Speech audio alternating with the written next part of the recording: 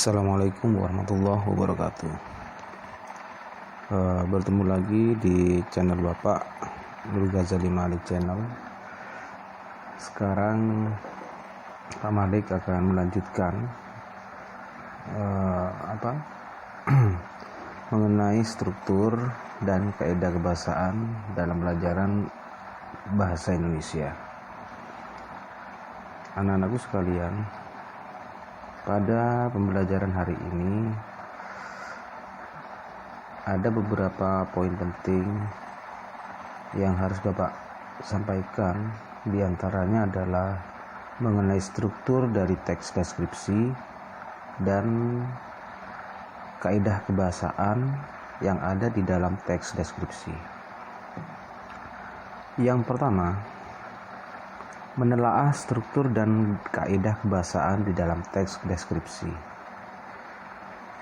Seperti telah dipaparkan pada materi pembelajaran sebelumnya bahwa struktur teks deskripsi itu dibangun oleh dua bagian penting, yaitu deskripsi umum atau identifikasi dan deskripsi bagian.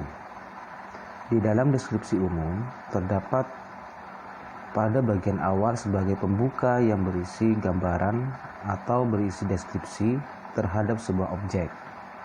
Sebaliknya, di dalam deskripsi bagian merupakan gambaran lebih lanjut dari deskripsi umum secara jelas dan terperinci untuk memberikan efek emosional kepada pembaca, sehingga apa yang digambarkan di dalam teks itu seolah-olah bisa dilihat, didengar, dicium, atau dirasakan sendiri oleh pembaca.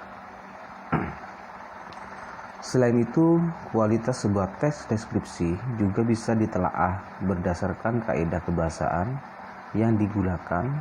Paling tidak ada 5 kaidah kebahasaan yang perlu diperhatikan.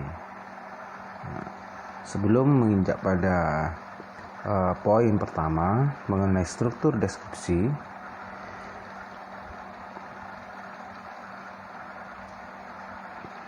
ini adalah deskripsi umum. Ini ada bagian-bagiannya serta penjelasannya. Perlu kalau kalian di buku mungkin ada pengertian atau penjelasan mengenai deskripsi umum maupun deskripsi bagian. Dan ini adalah contoh dari teks deskripsi yang berjudul Sekolahku. Yang pertama itu judul, di bagian strukturnya Sekolahku. Terus di bagian paragraf 1 itu adalah deskripsi umum, hanya satu paragraf. Paragraf 2, 3, dan 4 itu termasuk dalam deskripsi bagian. Nah, ini yang membedakan antara teks deskripsi dengan teks cerita.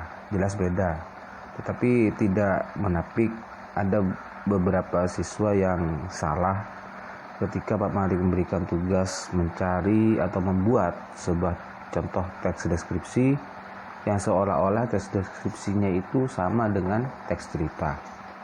Tetapi Pak Malik sudah memaklumi ada poin juga atau ada nilai juga untuk hal tersebut. Selanjutnya dari struktur teks deskripsi lanjut ke poin kedua, yakni kaidah kebahasaan. Kaidah kebahasaannya, kualitas sebuah teks itu tidak hanya ditentukan oleh isi dan struktur, tetapi juga ditentukan oleh penggunaan kaidah kebahasaan. Dari sebagus apapun isi dan struktur sebuah teks, jika mengabaikan kaidah kebahasaan, teks tersebut bisa membingungkan, bahkan menyesatkan pembaca. Itu ya. Yang pertama adalah penggunaan kalimat perincian untuk membuat objek menjadi konkret. Dari objek yang dibahas dalam teks itu seperti sekolahku, di dalam teks tersebut itu mendeskripsikan mengenai bagian-bagian yang ada di dalam sekolah, mengenai sekolahku SMA N2 Jadi ada laboratorium, ada perpustakaan, itu kan penggambaran. Beda dengan cerita. Jadi jelas di sini objeknya itu harus ditampilkan. Tuh. Selanjutnya yang B itu penggunaan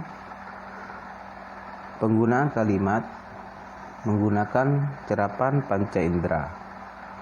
Dalam mendeskripsikan objek, penulis teks deskripsi sering menggunakan kalimat yang menggunakan cerapan panca indera.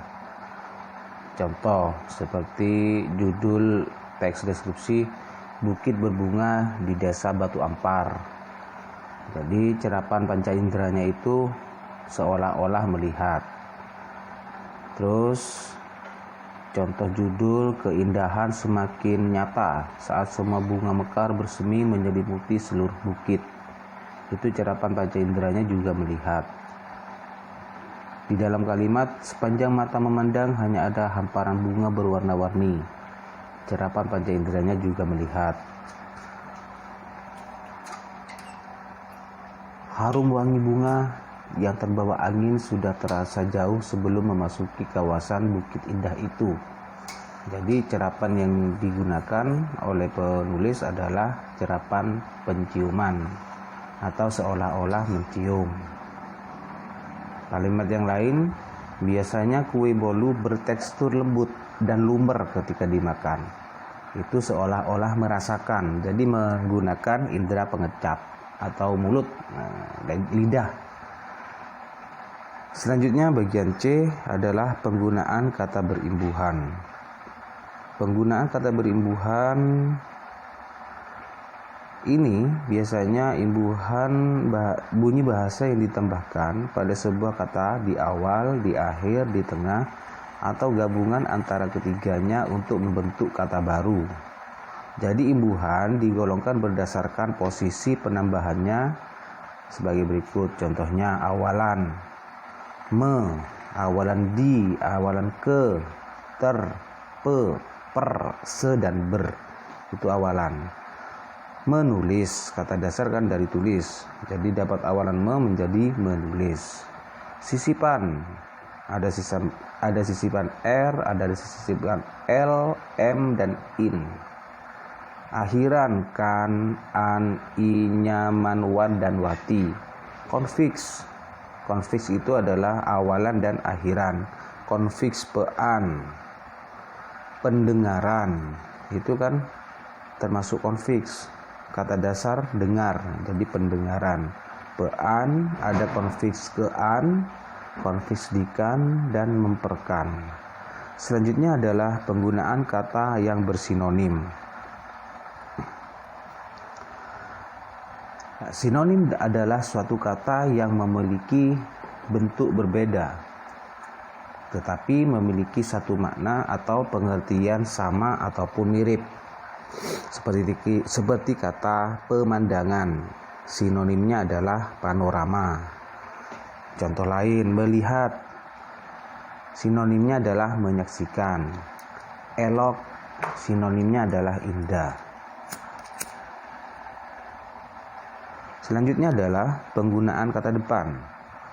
Kata depan atau preposisi adalah kata yang menandai berbagai hubungan makna antara konstituen di depan preposisi tersebut dengan konstituen di belakangnya.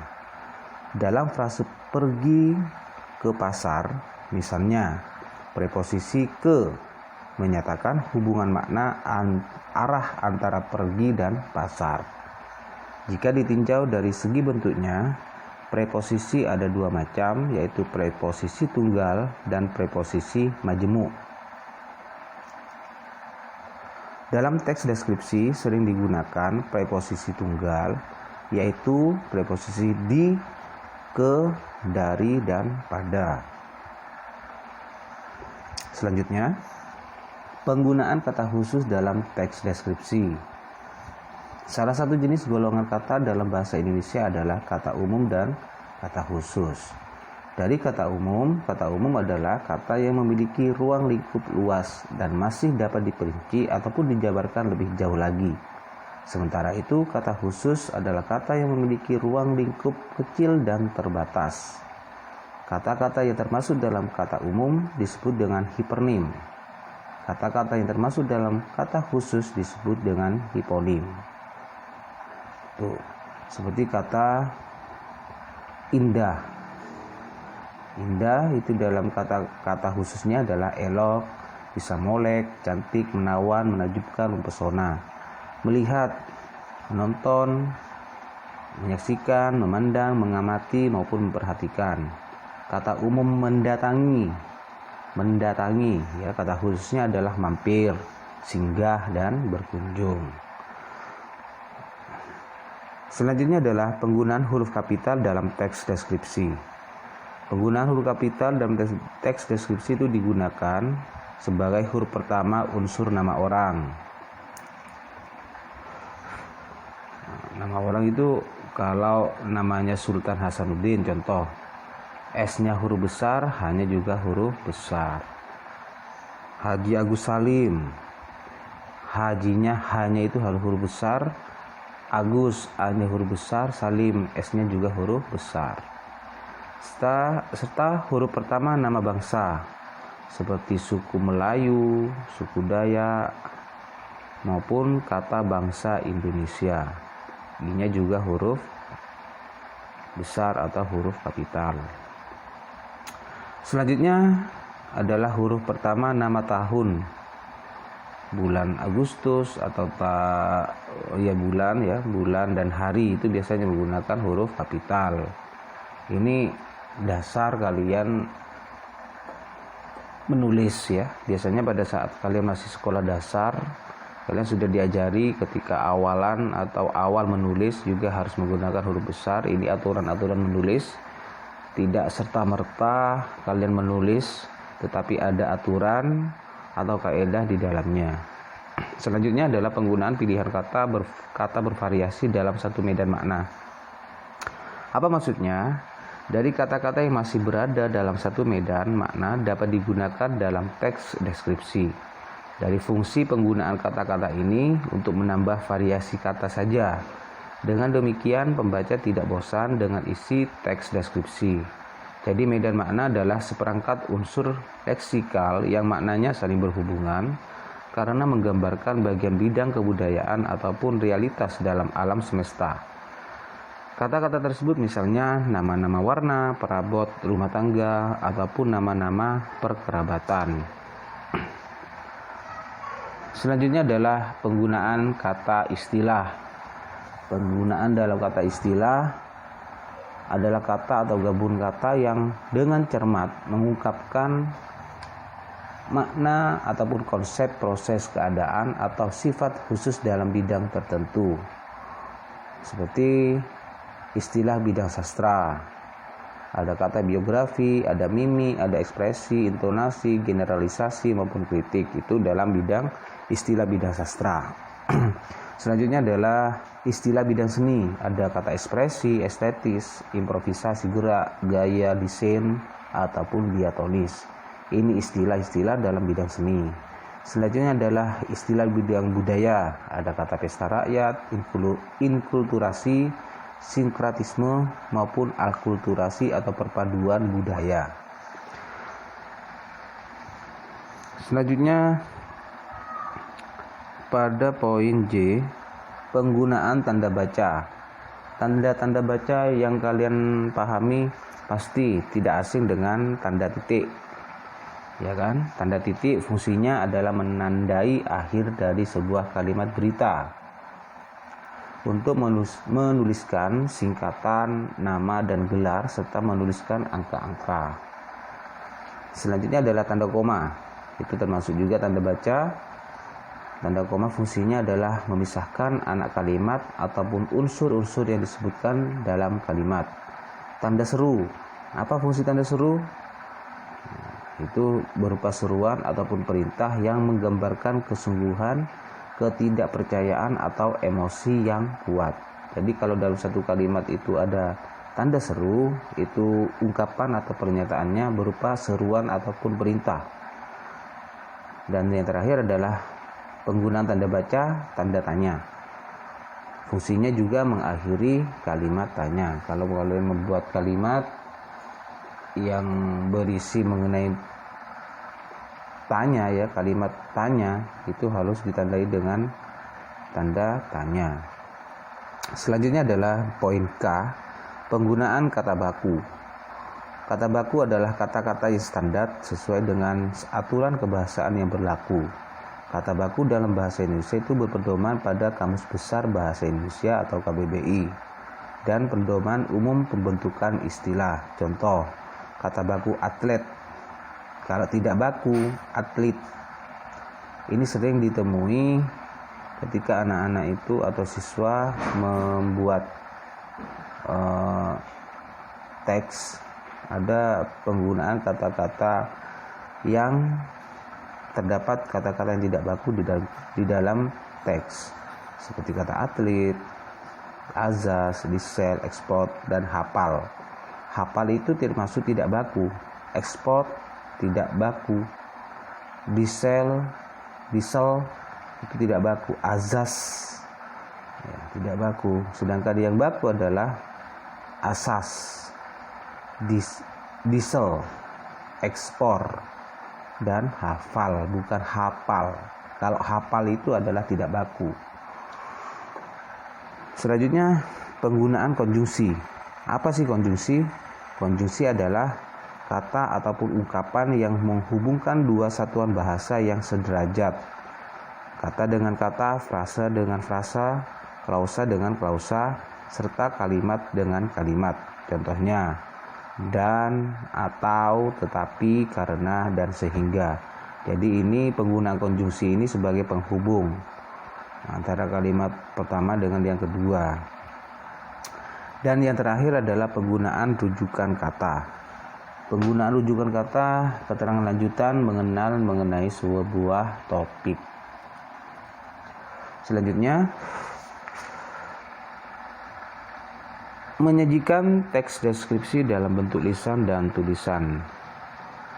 Apa langkah-langkah yang harus diperhatikan? Yang pertama adalah memahami objek yang akan dideskripsikan.